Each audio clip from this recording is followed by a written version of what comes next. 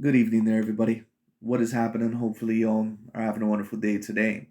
So, when it comes down to it, I thought that I would review this little video that I found personally very particularly interesting. And I thought that this would give me a little bit of an opportunity to once again talk about the top five pound for pound list, at least in my view, in my image, and what I think it means to truly be a top five pound for pound fighter, and who once again are my top five pound for pound fighters in the world of boxing at the current moment in time. And if you've seen my pound for pound list in the past, or if you've heard of my rankings, you know kind of how I rank it by. And I rank off of four categories. The most important category, first and foremost, I don't care what anybody says, it has to be resume. Because at the end of the day, if a resume did not matter overall, then we would not count how many championships certain people win in sports. We would not count the MVPs. We would not count overall what type of fighters that they beat. We have to count the resume. That is always going to be the most important factor. I don't care what anybody says. Who you beat is more important than how many people you have beat. Because if you have a person like Deontay Wilder, for example, who sure he has 40 plus fights on his resume, but if you have someone, let's say against like that of a Canelo Alvarez, or let's not mention Canelo because Canelo has 60 plus fights on his resume, I believe, by now.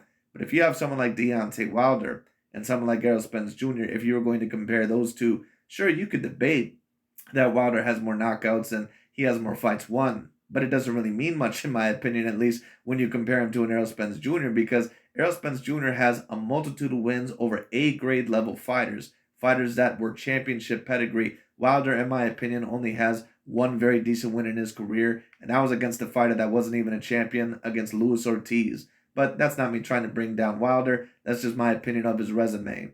But anyways, when it comes down to it, the reason why I also thought that I would do this video is because AKHi TV, a lot of the times, in my opinion, even though there will be certain valid points that he tries to make overall, and I do not disagree with every single one of his points, a lot of the times, in my opinion, new media and the LDBC, they take it way too far because they can't really tell the difference between someone like Naoya Inoue, who we're mainly going to talk about in this video, and someone like a Canelo Alvarez or a Vasily Lomachenko.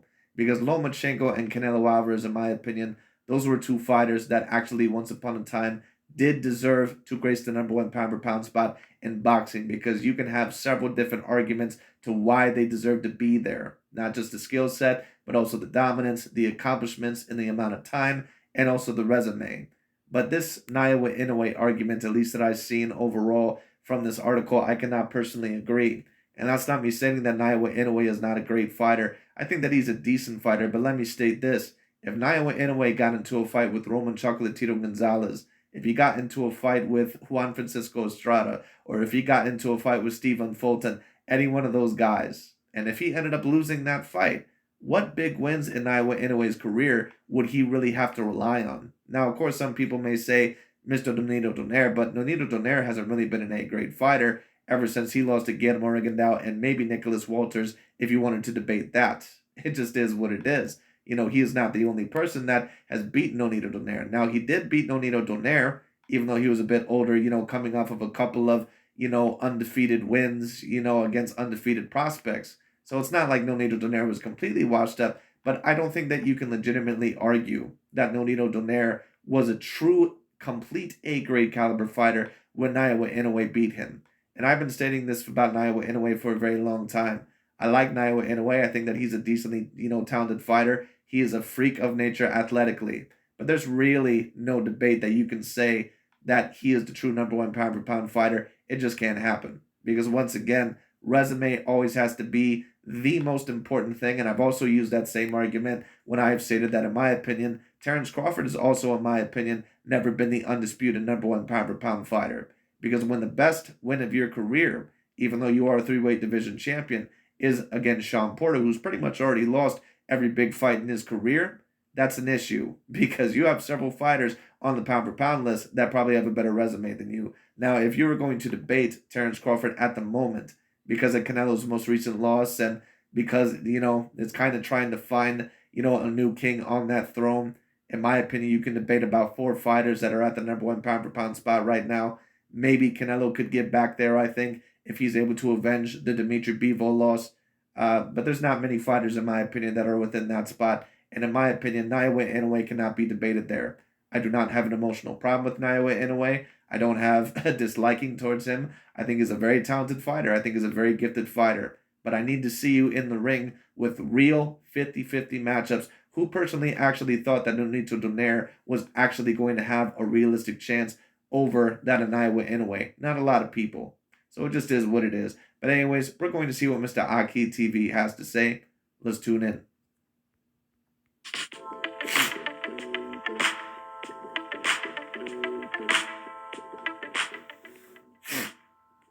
So recently, ESPN, Mike Coppinger rated Inoue as pound for pound #1 over Terrence Bud Crawford after knocking out the second oldest champion in boxing in Donaire, who has already been knocked out before. This man is literally 39 years old, and just because Inoue knocked him out, all of a sudden he surpasses Terrence Crawford on the pound for pound list. I hate to tell you guys, I told you so. Well, you know what, AKHi TV? I do agree with your point, but let's also keep it real here for a second. Let's keep it funky. Because you claimed, and you've always been claiming, that Terrence Bud Crawford was either above Lomachenko or above Canelo Alvarez, because apparently Terrence Bud Crawford looked more dominant than those guys. Which, really, in my opinion, even though he is a very dominant fighter, is not really saying much because anyone can pretty much look dominant against Aegis Velasquez and Jose Benavidez. So one could argue, at least by AKHi TV's logic, that if you were going to debate Terrence Bud Crawford over Canelo and Vasily Lomachenko, who clearly had a better resume for their divisions at the time when they were debated at the #1 pound for pound spot, why does Naoya Inoue not have a debate with Terrence Bud Crawford? Now, in my opinion, logically, no, I don't think Naoya Inoue is on the same level as Terrence Bud Crawford. But when it comes down to it, doesn't Naoya Inoue look like debatably the most dominant fighter on the earth within his weight divisions? And he has been defeating champions. Now, in my opinion, not really A-grade champions, but this is the same guy that claimed that Terrence Crawford was defeating A-grade competition by defeating Jose Benavidez, Felix Diaz, and Aegis Velasquez. This is the same exact dude. Okay? So anyway. I did tell you so.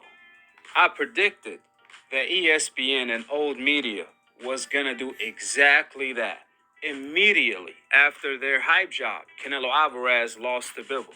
I told you guys. And that's once again where you take it too far. But AKHi TV and Dante's Boxing Nation and all these guys, once again, all they are is basically angry, overall, over emotional racial fanboys. That's all they are. And they cannot tell the difference, or either they do not want to tell the difference between someone like a Canelo and a Naoya Inoue. If you're claiming that Naoya Inoue is a person that maybe is getting pushed by old media and he really doesn't deserve to be there, that's a point overall that I can get down with. That's a point that really makes logical sense. But stating that Canelo Alvarez is just some hype job, no, sir, that doesn't make any sense. Because Canelo has defeated Austin Trout and Araceli Lara and Caleb Plant and Saunders and Smith and Danny Jacobs and Gennady Golovkin, Cotto. I mean, shit, you pretty much, if you had a list of Canelo Alvarez's, big fights within his career, or if you overall, had a dartboard of all the fights that Canelo Alvarez had within the past 15 years, you could throw a dart pretty much at any one of those fights and it could more than likely land on an A-grade level fighter. So no, sir, I can't agree that Canelo Alvarez is a hype job. But once again, AKHi TV, he's not going to let overall, facts overall get in the way of his emotional argument. Right away that Usyk and Inoue are going to be the two that old media uses. And what did I say overall within my videos? What did I say overall within my past several videos about overall what new media and the LDBC has a problem with? They do not have a problem with Canelo and these other fighters because they actually truly believe that they're hype jobs. They do not want them #1 on the pound for pound list. I've been saying this. They do not want them #1 on the pound for pound list. And once Naoya Inoue and Alexander Usyk were going to be debated up there, they're going to attack them next. Okay? I was right on the money with this. It is not hard to see what they're going to do. Okay? It is not hard to see at all. You can see their motivations if you know how to read it. I've been telling people this now for years. And people overall come on my channel and they claim, oh, you don't know what you're talking about. They're speaking the truth. Well, some of the stuff that they bring up is relevant. But a lot of the times also they're way too over emotional and overall they see things through racially colored glasses, and they don't see things logically and objectively. Now, Naoya Inoue I can understand, but if you're talking about Alexander Usyk, no, Usyk is up there with anybody in terms of the pound for pound debate. It just is what it is. Usyk has looked like one of the most dominant fighters in the world, and if we really want to go there, Usyk probably has a better resume all around than Terence Bud Crawford. Because what win does Terence Crawford really have in his career that Usyk has over AJ Anthony Joshua? In the first fight, people didn't expect Usyk to win that fight. And Anthony Joshua had a great resume for the heavyweight division. You're talking about a guy that unified the cruiserweight division, which was semi-talented, at least at the time. Certainly better than the division that Terence Bud Crawford unified at 140. And then he ended up beating one of the best heavyweights in the world in AJ Anthony Joshua. And if he ends up beating Wilder or some other top contenders, yes, Usyk would be up there with anybody. So, once again, claiming that Usyk all in all, that he doesn't belong to be up there, that's a step too far. Now, Naoya Inoue, yes, I would personally agree. But Usyk, no, he's up there with anybody. In order to replace Crawford on the pound for pound list as the king of boxing. It's all about the NBF agenda. You know, Terence Bud Crawford is like the Drew Brees of boxing. And what I mean by that, he's like the Drew Brees or the Russell Wilson of boxing. Very extraordinarily talented. But no one ever actually took a look at Russell Wilson or Drew Brees as the undisputed best quarterback of the NFL. That's why they never won any MVPs. You know, when it came down to it, it's the same thing with Terence Bud Crawford. There's certain people that would argue him as the number one pound for pound fighter, but no one has ever really said that he's the undisputed pound for pound fighter.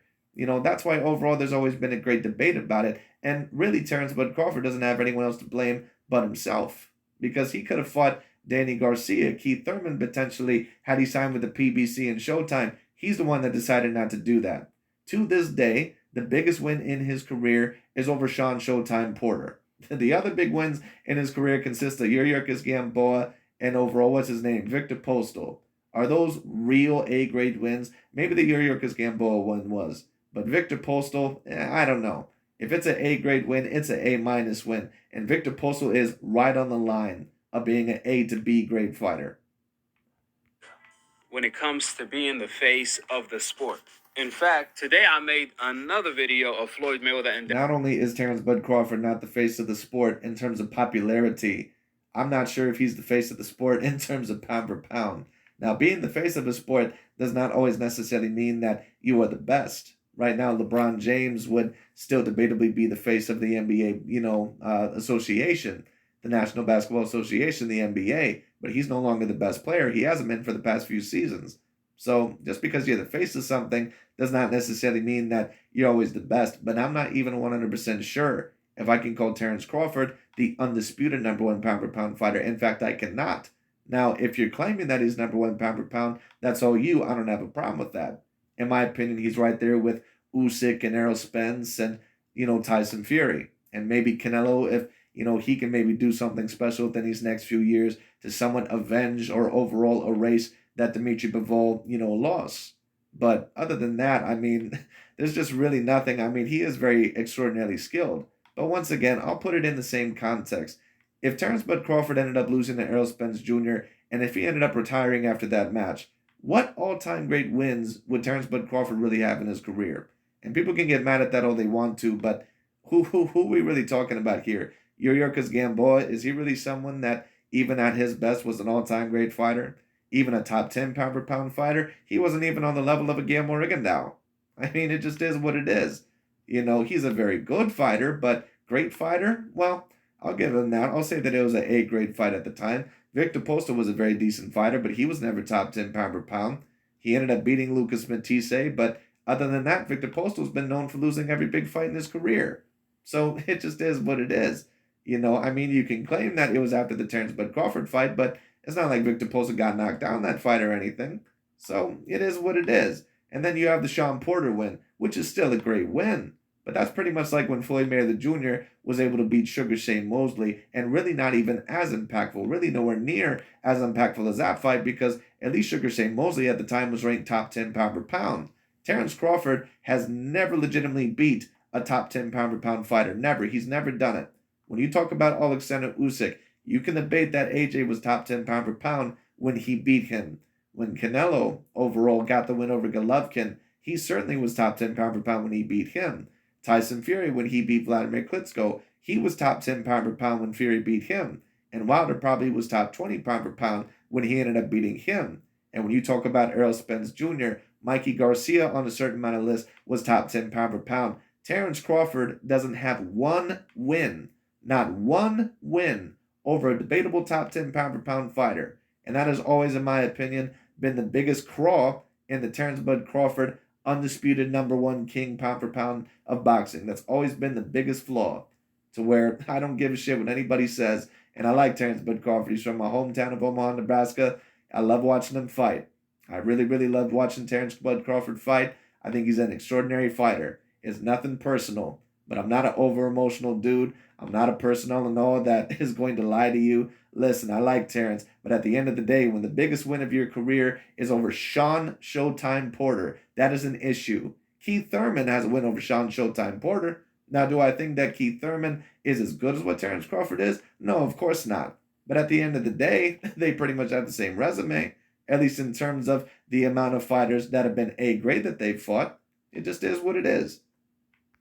Haney touching on this subject, which I'm going to leave the links for all of these videos in the comment section below, where I talked about old media agenda of trying to stop another Floyd Mayweather from emerging, from becoming the face of the sport.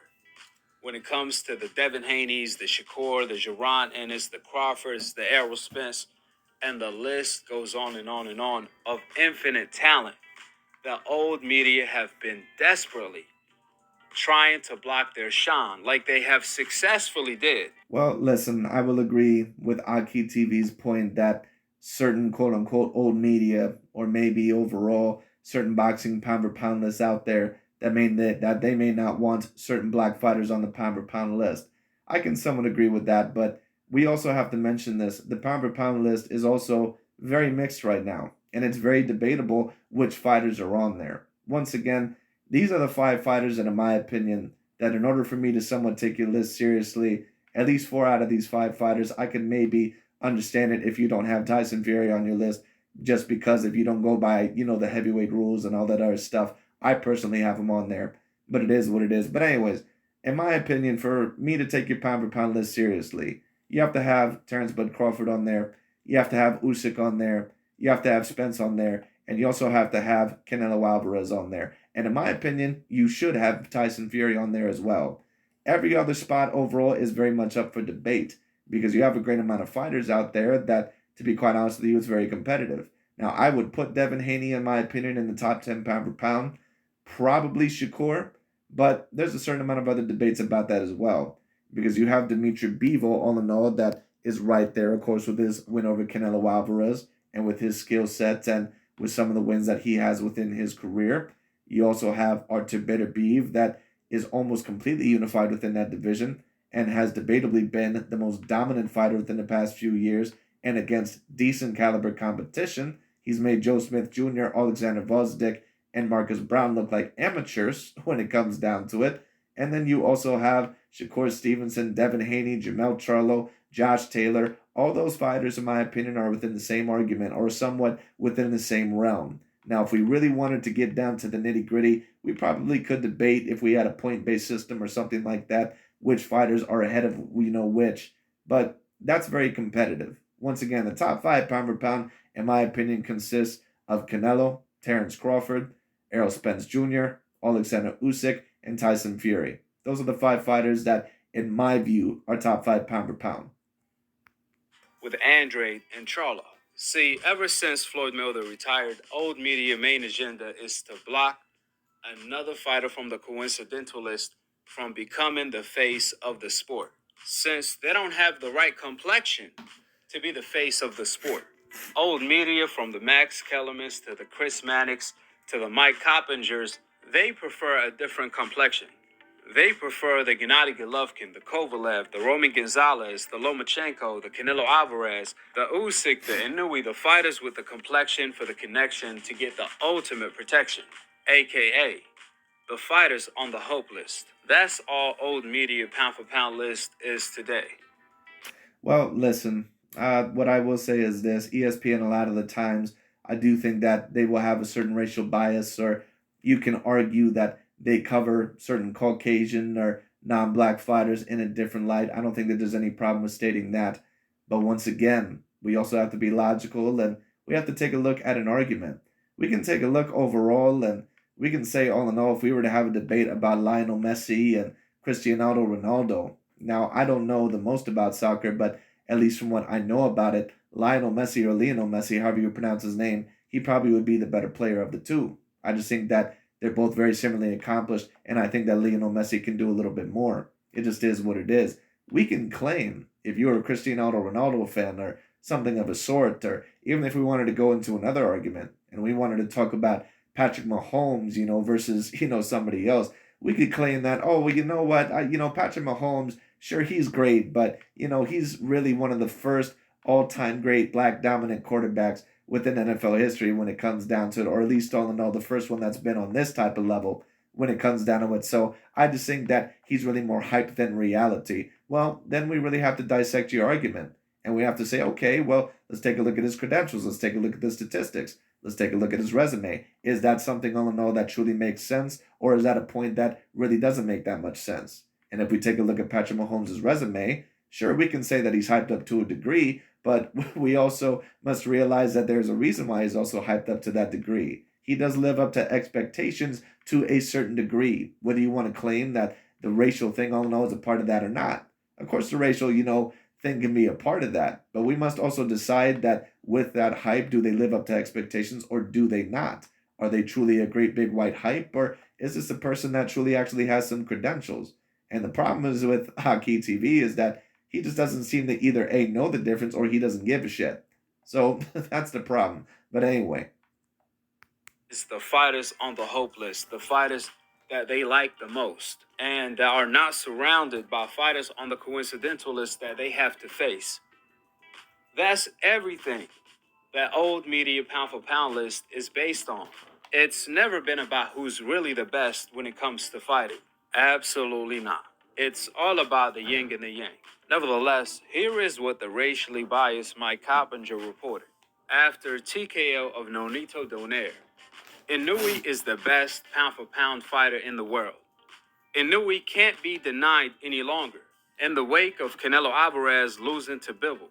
And now Inoue, second-round TKO of over-the-hill, washed-up, 39 years old Donaire. There is little doubt in my racial mind that the monster is now the pound-for-pound king. That's what Mike Coppinger had to say.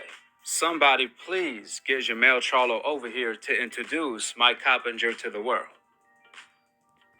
You know what? Mr. Overall AKHi TV and a lot of these dudes from the LDBC and new media, they claim that Jamel Charlo deserves to be on the top 10 pound per pound list. And not only do they claim that he deserves to be top 10, they claim that he deserves to be top 5.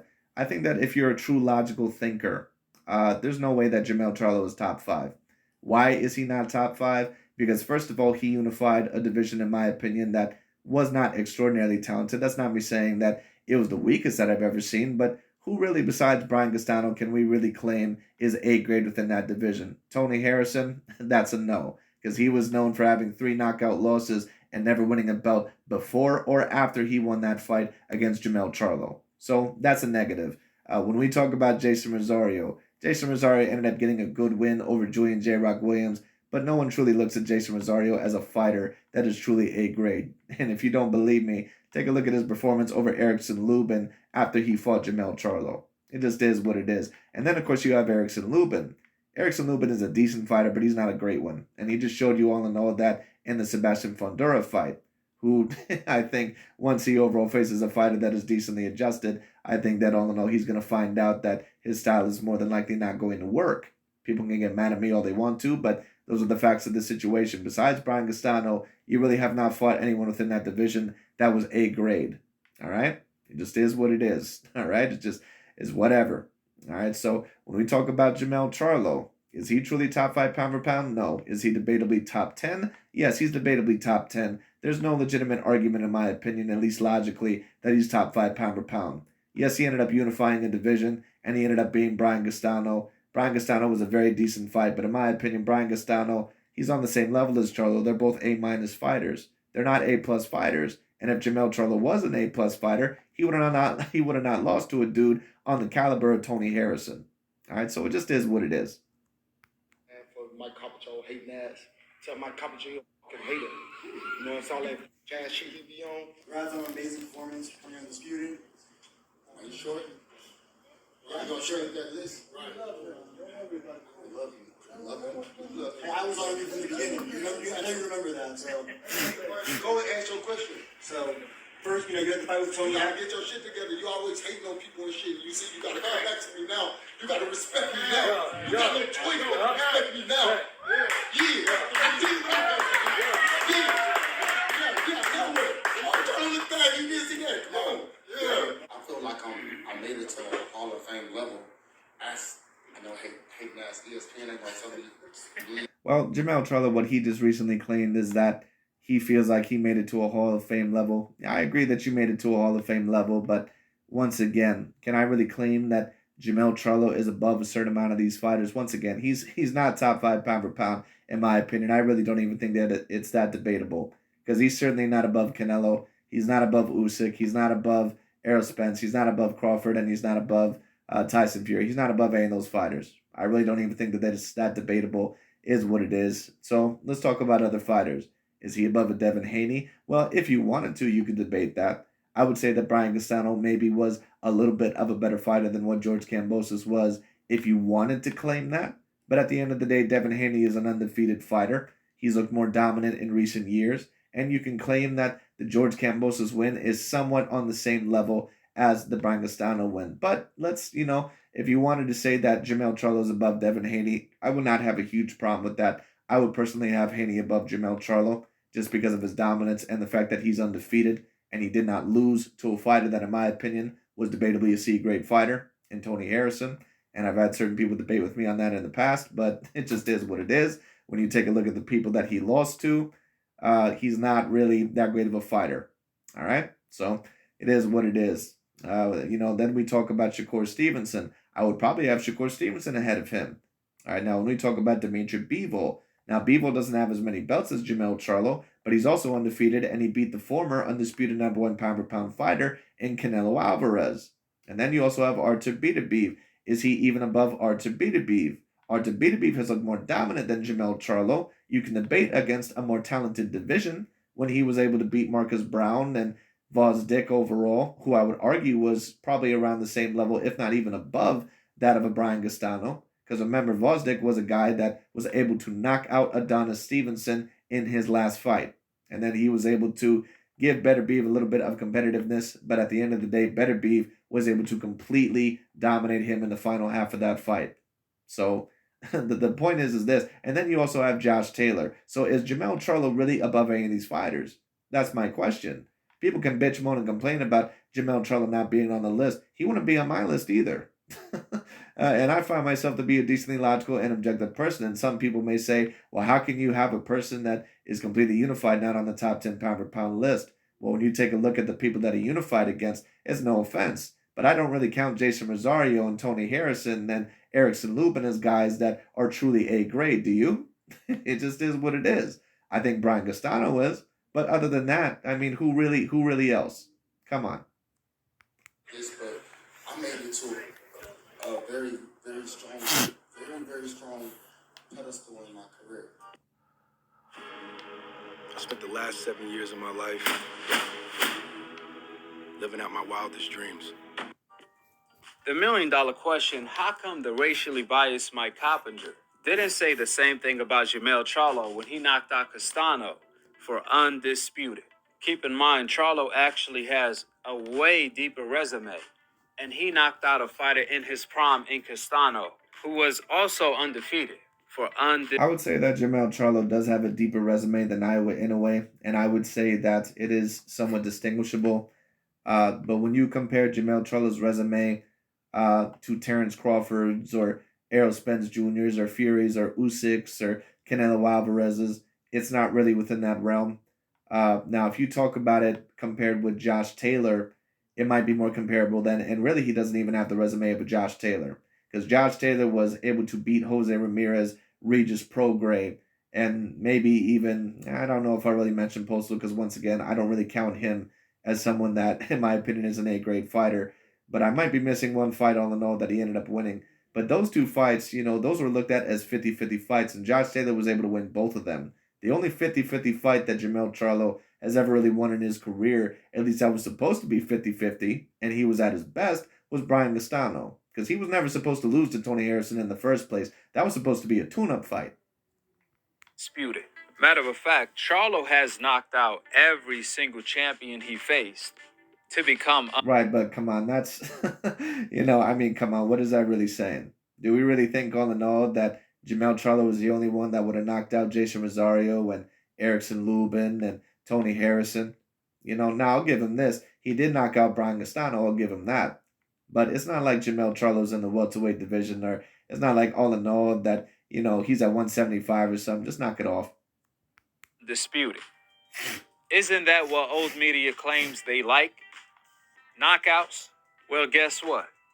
Charlo knocked out. Well, I do agree with that. Once again, that ESPN's list, all in all, can be a certain amount biased. I don't disagree with AKHi TV's point there, but I just don't think that Jamel Charlo, in my opinion, that he's definitively top 10.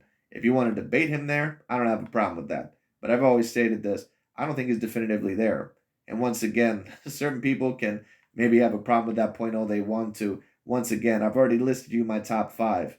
He's not above Fury. He's not above Usyk. He's not above Canelo. He's not above Spence. He's not above Crawford. So let's move on from those 5 because he's not above those guys. He's really not even within the same realm. So let's talk about Josh Taylor.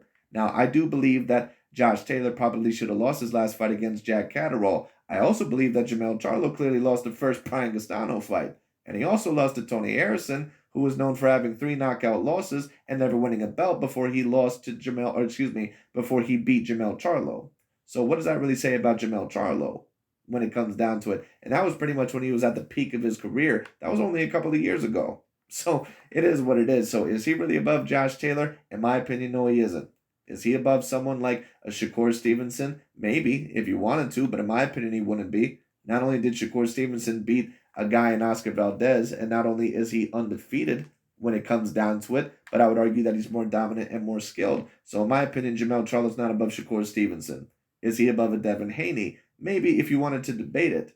But Devin Haney's George Kambosos win is somewhat along the same lines as the Brian Gastano win. I would probably say that Brian Gastano is more talented than a George Kambosos, but George Kambosos was able to beat Teofimo Lopez. I don't think that he was ever an A-grade fighter in the first place, George Kambosos really, but at least you can claim that George does have a couple of decent wins in his career. Brian Gastano has a couple of decent wins in his career as well. He was able to get a draw over Lara, and he was able to beat Patrick Teixeira, who, I mean, to be honest with you, I never thought was really that good in the first place.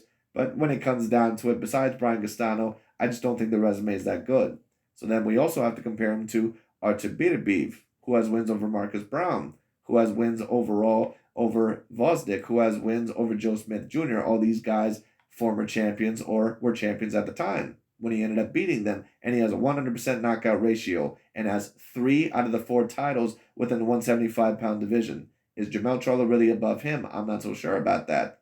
Maybe, but it's really close. And then you have Dimitri Bivol, who ends up overall beating Canelo Alvarez, also undefeated, and in my opinion, an all-around more skilled fighter than Jamel Charlo. Is he really above him? I'm not so sure about that. So once again, people can come at me with this. Jamel Charlo clearly should be in your top 10. But really, when I break down all these points, I almost hear no responses. Champions in their primes, every single one of them, to become undisputed. And he's still not even on the top 10 of old media pound-for-pound list. Well, I understand your point, Mr. AKHi TV, but you can bitch about that point all you want to. Jamel Charlo's not on my top 10 pound-for-pound list either. If you may ask, he doesn't have the complexion for the connection. Instead, he has the... Well, I agree with Mr. AKHi that had Jamel Charlo been a quote-unquote Caucasian fighter or maybe a Latin fighter, that he probably would be on the top 10 pound-for-pound list when it comes down to it. I would say that. But in my opinion, just breaking things down logically, does he truly deserve to be on there? I mean, it's a debate. Complexion for the neglection. Charlo is simply not one of the fighters old media likes. Him along with Devin Haney. Ironically, two undisputed black American fighters are not even on the top 10 of old media pound for pound list. However, they have Inoue on the list. If you compare the two fighters, Charlo and Inoue, for example, Charlo, to become undisputed, he has knocked out every single champion he faced in one of the deepest divisions in boxing, where even Canelo. I don't know why these guys keep trying to. Well, I know why they keep doing it, but who's actually falling for this shit? One of the deepest divisions in boxing? Dude, please. Jason Rosario was one of the, best fighters overall in the world. Like, this dude is trying to act like Jamel Charlo unified the welterweight division. Like, dude, what the fuck are you talking about? Jason Rosario was not that good of a fighter. Tony Harrison was not that good of a fighter. And Jamel Charlo could barely even beat his ass in the rematch. Like, what are you talking about? Erickson Lubin is not that good of a fighter. Like, I'm sorry. Besides Brian Castano, Jamel Charlo has just beat mediocre competition. People can like it, they can not like it, but those are the facts. Avoided going undisputed at 154. Keep in mind, every single champion Charlo knocked out was in his prime. In addition to that, the last champ. Well, apparently, according to you, especially when you try to tear down certain fighters such as a Canelo Alvarez, you always claim that Canelo beats certain guys that once upon a time were already beat. Why don't you mention that when Jamel Charlo had about 30 fights on his record, that he lost to a dude in Tony Harrison that had never won a belt in his career and was supposed to be a tune-up fight, and overall Jamel Charlo ended up losing that fight? Why don't you bring up that point, Mr. AKHi TV? And Charlo knocked out Castano was undefeated too. Unlike Inoue did with Donaire, a fighter who's over the hill, 39 years old, and has been knocked out before. Plus, he already lost on multiple occasions. And contrary Yes, just like Tony Harrison did. to Charlo, Inoue is in one of the weakest divisions in boxing. Inoue even admitted that he never fought or even sparred a black American fighter, who are by far the best in boxing. Therefore, when you take a look at Inoue's resume, well, usually in the sport of boxing, they've been extraordinarily dominant over the years, and usually a black American fighter has usually been at the top of the sport, and there's still many that are on top of the sport. But right now, all in all, the number one pound-for-pound spot, in my opinion, it is a little bit of a debate. If you have Terrence Bud Crawford there, I have no issue with that. If you have Errol Spence Jr. there, I have no issue with that. But Usyk and Fury and Canelo, if he is able to avenge that Dimitri Bivol loss, they're all right there. the only notable But Naoya Inoue, in my opinion, is he someone that truly deserves to be there? No. name Inoue fought is Donaire, the second oldest champion currently in boxing, who's 39 years old. Beside that, Inoue fought nobody throughout his entire career. In fact, I challenge anybody to name anyone else Inoue fought without Googling it. But according to Mike Coppinger, Well, I agree with you, Mr. AKHi TV, but once again, we must keep the same energy also with Terrence Bud Crawford. Because it's no offense against Terrence Bud Crawford, but no one truly gives a shit about you defeating Jose Benavidez and Aegis Kavalasquez. I don't give a shit if they were undefeated when you fought them. Those are not good fighters. They're okay fighters, but they're not great fighters. Like, just stop. Inoue is a monster that can't be denied. Last time I checked, before Donaire, Inoue fought a guy named Aaron, who was 12-2. A fighter that wasn't even ranked on the top 20 in his own division. In fact, according to BoxRec, Aaron wasn't ranked on the top 50. To make matters worse, if you look at Aaron's amazing resume, one fight before he fought Inoue, he fought a guy making his debut. That's the top of tomato cans Inoue have been fighting. Wow. Is that all Inoue had to do, Mr. Mike Coppinger? Is beat the second oldest champion in boxing that's been knocked out before and has lost on multiple occasions. Well, I do agree with the Naoya Inoue point. In my opinion, he's never been debatably the number one pound-for-pound fighter. Really not even that close. And some people are going to disagree with me with what I say here, but it is what it is. It's really even a debate at the current moment in time if he's truly even top 10 pound-for-pound. Because if I'm making a point about Jamel Charlo not even debatably being on the list, I mean, Jamel Charlo at least has a win over Brian Castano. Now, of course, he's not as dominant as what Naoya Inoue is, and at times he may not look as talented as what he is, but how good is Naoya Inoue really? I mean, he is a three-weight division champion. I'll give him that. But at the end of the day, I don't see any A-grade names on your resume. I just don't see it.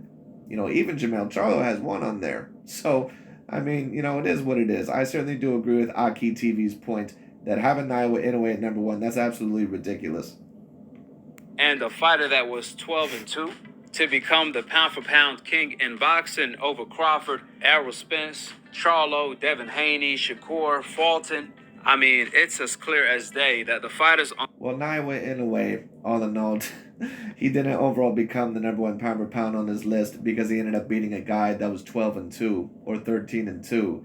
I think what Mike Coppinger's point is that he believes that Naoya Inoue is there, whether he truly believes it or not, because of the way that he looked against Nonito Donaire and because of the competitiveness somewhat of the first fight, which I somewhat get the point, but I just don't think overall that enough can really be milked from that. It is what it is. Once again, I need to see Naoya Inoue against real deal fighters. And I thought that Nonito Donaire the second time around, I still thought that it was a decent fight. And all in all, Nonito Donaire was coming off of a couple of very decent wins. But I need to see you against Stephon Fulton. I need to see you possibly against Chocolatito or Juan Francisco Estrada. Those are the fighters that I need to see you against. And I'm not claiming that, those fights have not happened just because of Naoya Inoue. There may even be a possibility that some of those fighters are not interested, but at the end of the day, I can't have a fighter that high on my pound-for-pound list overall that has no resume whatsoever.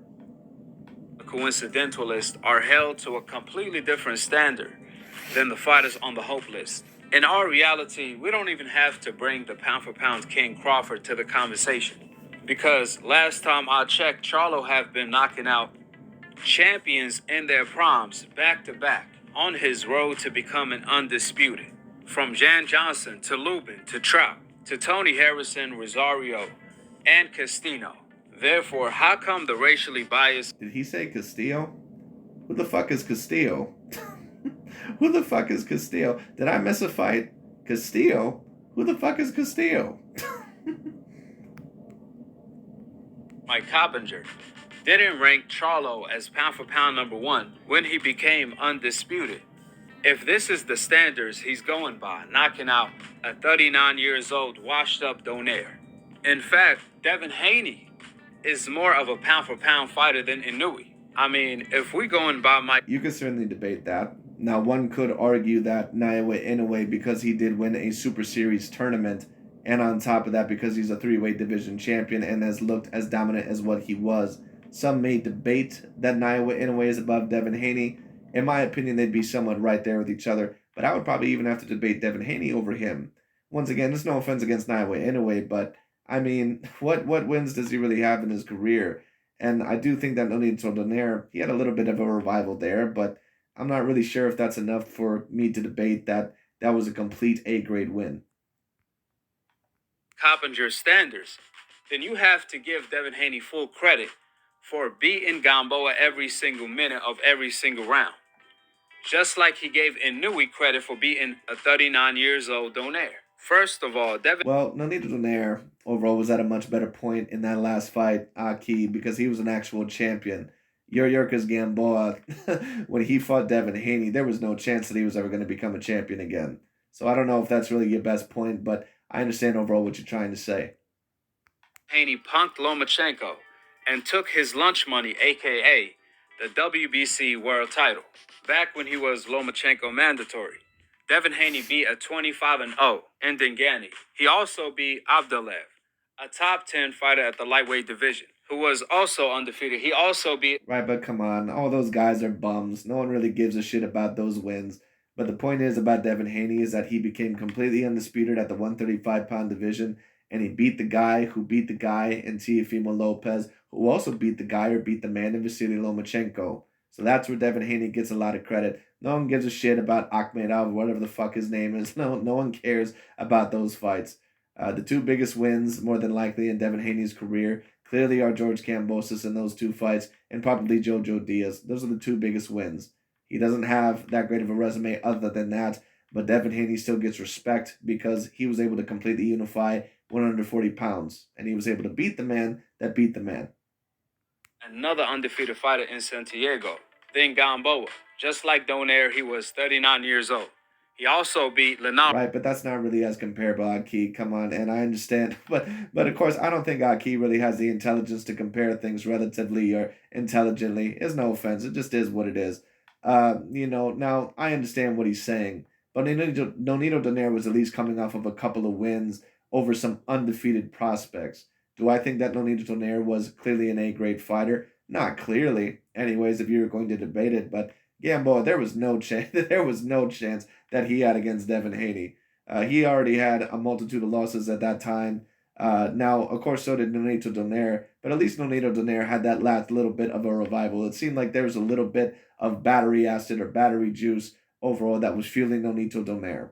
So, I mean, I get it. Yuriorkis Gamboa, there was nothing fueling his career when he fought Devin Haney.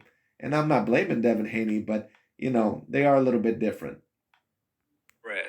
Jojo Diaz, and then George Kambosos for undisputed. Devin Haney beat the man. That's your best point right there, that George Kambosos win. Because George Kambosos, I would debate, even though I don't think that he was ever the greatest talent overall, even though he was able to beat Tio, in my opinion, because Tio probably didn't take him as seriously as what he should have in a conflicting of styles. But when it comes down to it, that's the best point that you've made. And who beat the man, who beat the man. Devin Haney beat Kambosos, who beat Teofimo Lopez, who beat the hype job Vasily Lomachenko. In addition to that, and of course he calls Vasily Lomachenko a hype job because he has a very, very big disdain for Vasily Lomachenko, Tyson Fury, and Canelo Alvarez. He hates those boxers with a passion. Devin Haney dominated George Kambosos in foreign soil, a fighter in his prime who was also undefeated. Unlike Donaire, who had like 5 to 6 losses and been knocked out. Plus, he's 39 years old. Therefore, I didn't hear Mike Coppinger call Devin Haney the undisputed dream, the pound-for-pound king in boxing. If this is the standards we going by to qualify to be the king of boxing, are beating the Donaires, who's at 39 years old, and the Aarons, who's 12-2, that are not even ranked on the top 50, then I just proved that Jamel Charlo and Devin Haney are more deserving to be the pound-for-pound king over Inoue. In addition to that, I would claim overall that that's not your worst point. Overall, that's a point all in all that I think can certainly be debatable. Bad when Inoue is all of the way at the bottom of the list. Or you can even say he won't even make the top 10 list when you have fighters like Errol Spence, who's even more deserving and has earned his position. If you compare Errol Spence's resume to Inoue, Errol Spence, who's in the deepest division in boxing, he beat the Kell Brook, the Pearson, the Mikey Garcia, the Sean Porter, the Danny Garcia, and Ugas. I mean, it's literally no comparison. I would agree with you, and I said the same thing earlier in the video. Like I said, Inoue is not really even debatably top 5. I'm sorry, it just is what it is. Spence is fighting killer after killer, while Inoue is fighting Uber drivers. However, Mr. Coppinger believes Inoue is the pound-for-pound king over Errol Spence and Crawford, as Mike Coppinger put it. Inoue surpassed Crawford on the pound-for-pound list since Canelo lost to Bivol. Listen, Mike Coppinger is not even trying to hide his racial ways. He's pretty much saying, if you're not a fighter on the hope list, then you don't qualify to be on the pound-for-pound list as the #1 pound-for-pound and the king of boxing. Mike Coppinger is directly saying, if you're a fighter on the coincidental list, then you are disqualified from being the pound-for-pound king. You cannot be the face of boxing if you have the complexion for the neglection the way Crawford, Errol Spence, Charlo, Devin Haney, Shakur, and Fulton do. That's why all of the fighters on the coincidental list better wake up and stop falling for the old media deception by repeating. Well, I don't think, although that a lot of them do truly fall for the old media deception, AKHi. But oftentimes that's an excuse for when they do give a compliment to a fighter that is other than that of a black fighter. That's an excuse that you can make to say that a lot of these guys are deluded. And maybe some of them can be. But just because they give a compliment to Canelo or Usyk or Fury, that doesn't always mean that, they're drinking the Kool-Aid, or that they're trying to be extra nice just to, get fans overall from different demographics, but anyway, but that's pretty much about it for the video. I just thought that I would review that little part. I don't want to make this over an hour long, so I just thought that I would review that little part. I thought AKHi brought up some decent points. Of course, there's some other points that I think all in all could have been argued more intelligently, but we're talking about AKHi TV here, so it is what it is. But anyway, that's really about it for this video. Thank you so much for watching. I just thought that that'd be very particularly interesting. But at the end of the day, I do have to agree mainly with AKHi TV here. I can't have someone like Naoya Inoue on the top 10 pound-for-pound list. Now, in terms of talking about Mike Coppinger's, alleged racism, at least when it comes to AKHi, or at least his racial intentions or his racial issues, you certainly could debate that. But I don't think AKHi TV overall is a much better ranker. I mean, AKHi TV, when it comes down to it, he's pretty much that guy overall that if he gets an M&M bag, he's only picking out the brown ones. Let's be real. It just is what it is. That's how he ranks his pound-for-pound list. Anyway, but that's really about it overall. Thank you guys so much for watching. Overall, we'll see what ends up happening next. I do believe that, in my opinion, that Naoya, in a way that he does not deserve to be within the top 5. Maybe top 10 if you wanted to debate that, but I just think that he needs to prove more in his career. Great talent, but does not have the resume, in my opinion, that he needs. But that's really about it. Thank you so much for watching, and I'll talk to you all later.